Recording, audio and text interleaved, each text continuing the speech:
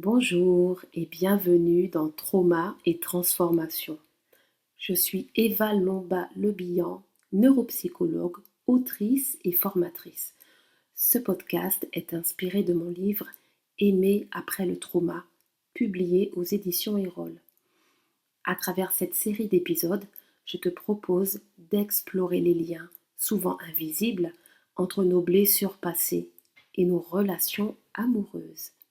Ensemble, nous allons essayer de comprendre pourquoi certains schémas se répètent, pourquoi certaines rencontres nous bouleversent autant et surtout, comment retrouver davantage de liberté dans notre manière d'aimer.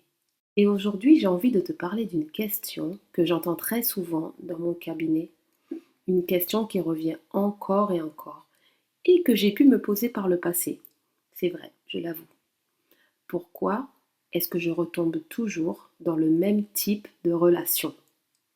Peut-être que toi aussi, tu t'es déjà posé cette question. Peut-être es-tu attiré par des personnes indisponibles. Peut-être est-ce que tu tombes toujours sur des partenaires qui finissent par te rejeter, te contrôler, te mentir ou s'éloigner. Peut-être que tu reproduis les mêmes scénarios alors que tu vois parfaitement qu'ils te font souffrir. Pendant longtemps, on a pensé que l'amour était une affaire de hasard, une rencontre, une alchimie, un coup de foudre, comme si deux personnes se croisaient par magie et que quelque chose se passait. Mais l'expérience clinique nous montre une réalité bien plus complexe. Nos attirances ne sont pas toujours libres. Elles sont parfois guidées par des mémoires beaucoup plus anciennes que nous, des mémoires qui vivent dans notre système nerveux, dans nos émotions, dans notre corps. Je vais te donner un exemple. Imagine un enfant qui a grandi avec un parent imprévisible, parfois tendre, parfois froid, parfois présent, parfois absent. Cet enfant, il apprend très tôt que l'amour est quelque chose qu'il faut mériter, quelque chose qu'il faut attendre, quelque chose qui peut disparaître à tout moment. Des années plus tard, devenu adulte, il rencontre quelqu'un. Et sans même s'en rendre compte, il ressent une attirance puissante pour une personne qui, finalement, reproduit exactement cette dynamique. Une personne difficile à atteindre, une personne difficile à comprendre, difficile à sécuriser. Pourquoi? Eh bien parce que son système nerveux reconnaît ce terrain. Ce n'est pas forcément agréable à entendre, je sais, mais c'est ce qui se passe. C'est familier. Et ce qui est familier donne souvent une illusion de sécurité. Même lorsque cela nous fait souffrir, nous pouvons ressentir de la sécurité simplement parce que nous connaissons déjà le schéma. Et ça, c'est une idée importante. Nous ne sommes pas seulement attirés par ce qui nous rend heureux. Nous sommes aussi attirés par ce qui nous est connu. Prends un instant pour réfléchir. Quand tu regardes tes anciennes relations, est-ce que tu y vois des points communs? Pas forcément dans l'apparence physique, mais je parle du climat émotionnel. Y a-t-il toujours une distance, par exemple, avec ces personnes?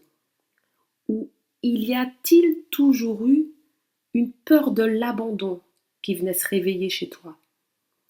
Ou peut-être y a-t-il toujours eu une difficulté à se sentir choisi dans ces relations?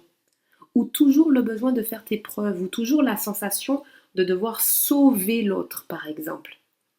Très souvent, les scénarios changent en apparence, mais le ressenti reste le même. L'expérience émotionnelle reste la même.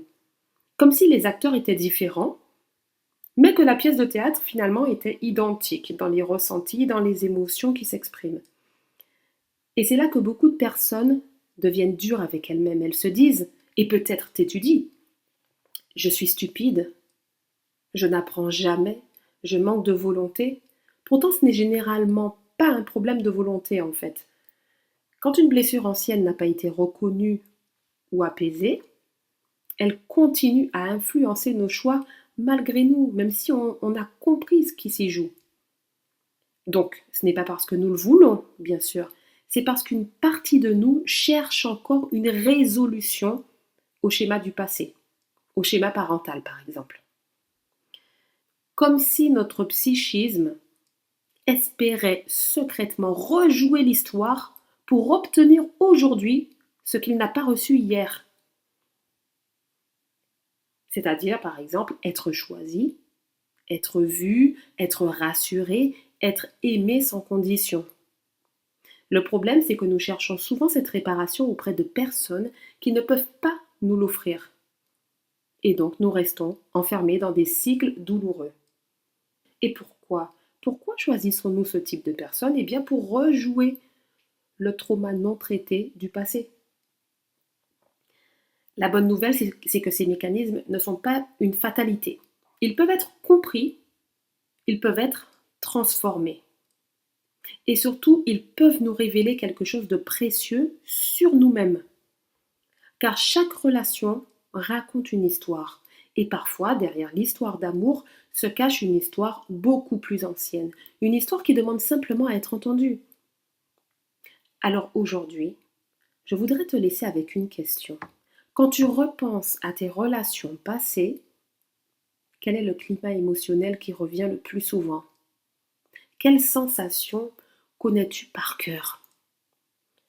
Est-ce que c'est l'abandon, le rejet, l'attente, l'insécurité, la peur de perdre l'autre?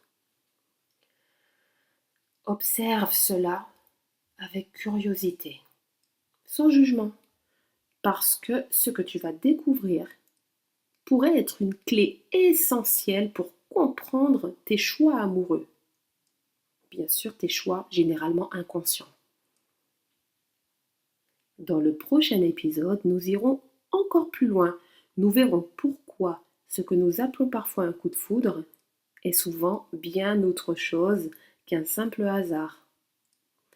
Je te remercie pour ce moment partagé et si cet épisode a résonné en toi, n'hésite pas à le partager à une personne qui pourrait en avoir besoin.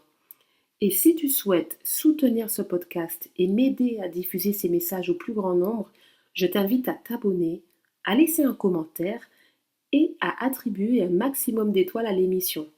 Ces quelques secondes de ton temps font une réelle différence et permettent à ce podcast de toucher davantage de personnes en quête de compréhension, de guérison et de transformation. C'est grâce à ces petits gestes que ce podcast peut continuer à grandir et à toucher celles et ceux qui sont en chemin. Je te retrouve très bientôt pour un nouvel épisode de Trauma et Transformation. D'ici là, prends soin de toi, prends soin de ton cœur et n'oublie jamais que derrière chaque blessure se cache aussi un potentiel de transformation. Souviens-toi, comprendre son histoire n'est pas s'y enfermer, c'est commencer à s'en libérer. À très bientôt.